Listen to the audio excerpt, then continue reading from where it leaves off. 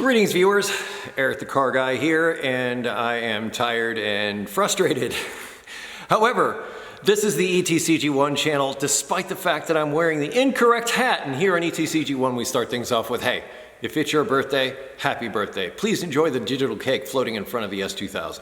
All right, I guess I'm here to complain a little bit, but I believe it's a relatable complaint, and if you hadn't already guessed, I'm doing a clutch on an S2000. And this is the first time I've done a clutch on an S2000. One of my viewers reached out and asked me to do it for him. And I said, heck yeah, great content. And I thought it was gonna take a day. We're on day 3. Part of the reason, well, what is always the reason? I mean, the way stuff is put together, or rust and corrosion, that can also play a factor. But in this particular case, rust and corrosion is not the problem. In fact, I'm going to refer to the title of what I believe this video will be, which is that one bolt. And in the case of the S2000, that one bolt is on the right-hand side, just behind the exhaust manifold. And you have to take the exhaust out to get to it, and then you're still not there. Video is forthcoming. It might be out Friday, I'm not sure.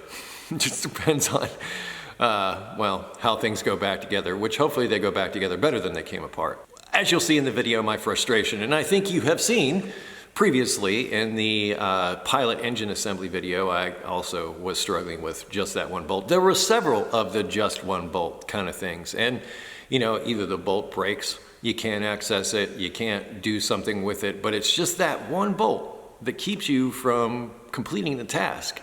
And it's that one bolt that drives you to alcoholism or a drug problem or just insanity. And you try to keep your composure, and I should probably eat something, and my friends tell me that when I don't eat, I get pretty crabby, and they're probably right.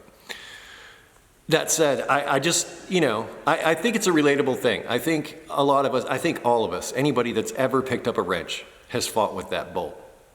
And I think the fight with that bolt, or nut, fastener, we'll call it a fastener, the fight with that is like the core of all of this. And I think that's what either makes or breaks people. I think there's the stay dirty crowd that sticks with it and eventually overcomes it. You know, maybe they get the torch and say, you know what, you're gone. I came close to getting the plasma cutter and doing some damage to this car. But I didn't do it because that's just not the right thing to do. That's not what I do. That's not being professional. And I think that's where the line is. I think the line is at that just one bolt. I think you get to that bolt somewhere in your career, your life, whatever, in your wrenching life, and you make the decision. And that decision is, I am so done with this, or I'm gonna keep going. And if you keep going and you're able to overcome it, the stay dirty part, if you're able to overcome it, that's where you start to get those superhuman abilities. That's where you start to get the 1,000-yard stare. That's where you start to get the cocky attitude when somebody comes in and says, you know, oh, it's only gonna take 5 minutes. Why are you charging me so much? The reason why is because we're dealing with the just one bolt. And it was either rusted, broken, or inaccessible, or something, some other.